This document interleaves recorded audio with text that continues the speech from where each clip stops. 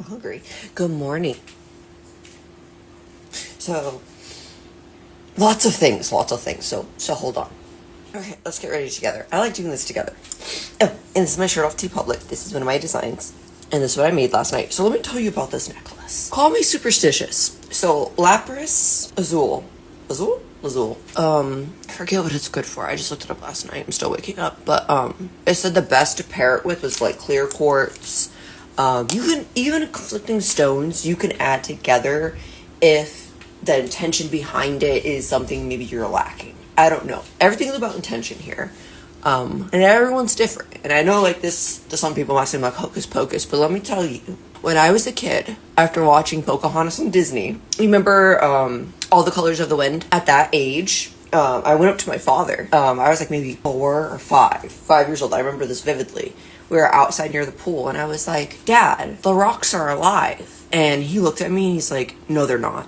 They're not alive. What are you talking about? Go play. Like, something like that. That's what I remember. And now, if you go and look at, like, healing energy and chakras and stuff, like, how ignorant he was. Like, And then this is the other thing of how racist he was. So, I got one of those ancestry tests, right? So my mom, I know her DNA now. My dad used to be so racist against my mom because my mom can get really dark. She is Mexican, French, English, German, and Irish. And there's a little bit more in there.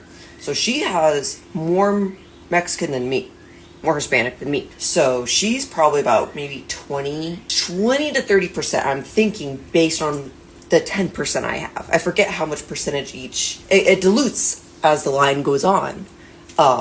So guess who had more German in them? My mother was more German than my racist ass father. I wish I could tell him that because he would just, like, that's why you don't be freaking racist. And that's what I never got with friendship. So all my friends were either dudes, which never turned out well. Like I had with, and this is what I used to call it. I used to call it gay brother zoning. You are like my gay brother. You are friend zoned to hell. Like, there's no way in heck anything's gonna happen between us. And I would tell people that, like, you're like my gay brother. Like, there's no way anything's gonna happen. This is when I was in the Navy. So think of this: for every one girl in the Navy, they're outnumbered by at least 10 to 15 dudes. So let's do the math there. In that situation, if you're looking at like selective breeding, women would have more of the selection since there's more men and less women. You would see that in other cultures too. You know what I mean? When there are less women and more men, I feel like, yeah, men can be picky, but the women run the show. But now this is where it gets dangerous, is that if there's not a lot of women and you have a lot of testosterone and alcohol and no one mentoring these children, what you end up with is a lot of sexual assault in the military. Let's just get that straight. And it's from these dudes who don't know how to talk to women. And there's women who've done this. I've talked to some dudes in the military of where they got taken advantage of while they were drunk. It happens. It happens all the time. I was assaulted 5 times in the military. On paper. One of the times I was drunk. The rest of the times I was stone cold sober. And one of these happened at work where I was harassed by my old supervisor who was a career counselor in my same department. And from his desk, if you went in his office, guess whose head he was looking at? The back of every day. Mine. I've been married before. I invited this dude to my wedding and he wouldn't go. And I was so confused. Like, why wouldn't you go? You're like my Filipino uncle. Like, why won't you go?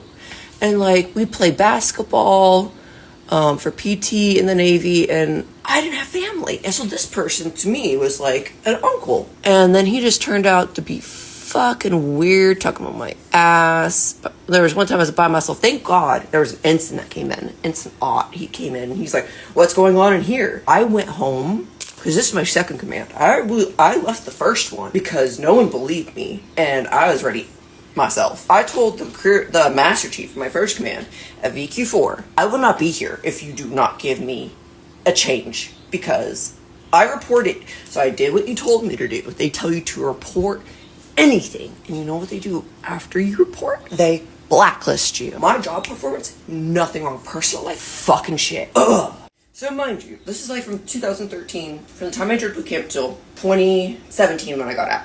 I only did 4 years, and that's the reason why I went from I was stationed at Oklahoma City for my sea duty, which means that the squadron deployed. I didn't deploy, right? And the first time I met my Master Chief, my first day, dress blues. I wasn't wearing dress whites. He looked at me in the middle of the hallway and he's just like, don't be anyone's mattress. And then turned around and left. He did not give that same talk to anyone else but me that I know of. Oh, if I still remembered your name. Let me think on it. Like, that person had been in the Navy for over 20 years. Imagine how many women he's told that to. Or guys, for that matter. This is what I'm talking about. This is why you don't send your girls in the military. I mean, you can, but you better frickin' prepare them and not lie to them like my parents did and tell me it's like a fun day camp for kids. Or just be homeless. So that is how I joined the Navy. That's why I don't talk about my service, is because I feel like it's paid in blood money. I didn't want to go. And it's not because I didn't want to fight for my country or do work. It's because, well, number one, I was an artist. Number two, do you think this needs to be all in the military? I did a damn good job, but it was not for me. I got my education benefits, I got my disability, and I got the fuck out. Like, that is not how I thought my military career was going to be. And then they would get on me about, like, not getting my warfare pin. And it's like, when you're being assaulted, someone's going through your room who has a key card to everyone's room who assaulted you, you don't really feel safe and you don't really sleep. So you know what I did? I took my BAS money, which is food money they give you because I used to do honor guard. So, you know, when veterans, they pass away, older ones, younger ones, or suicide, we do ceremonies for that. I'd help fold the flag and uniform, and I would give it to the family member on behalf of the President of the United States. I would do the whole speech. It didn't bother me. You know what I mean? Like, I had no problem working for my country. What I had a problem with was people. And it's not just men, it's women. This is why I don't talk about the military.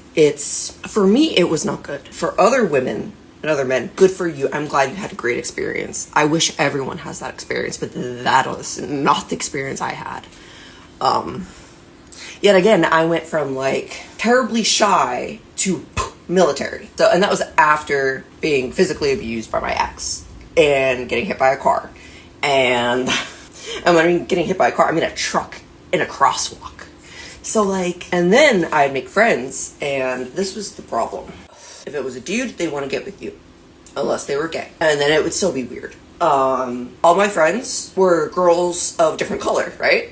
Or ethnicity. And after a while, I'd be told, you're not black enough to be my friend. Or that person assaulted, same person, who said I wasn't black enough to be their friend, also said, oh, that person didn't assault me. Didn't happen to me, so it doesn't matter. I'm still gonna hang out with them, they're funny. What friend does that? And I'm not gonna mention names because they actually do come on here sometimes, and they may have bought a painting from me, but I don't think they realized how bad that hurt. Like, I would never have gone up to my friend and been like, hey, you're not white enough to be my friend. That's what I've dealt with multiple times from other people. It's like, I was too dark and too eccentric to be with the white kids. And then my school had no other ethnicities. I was the darkest at one point. And I'm not that dark.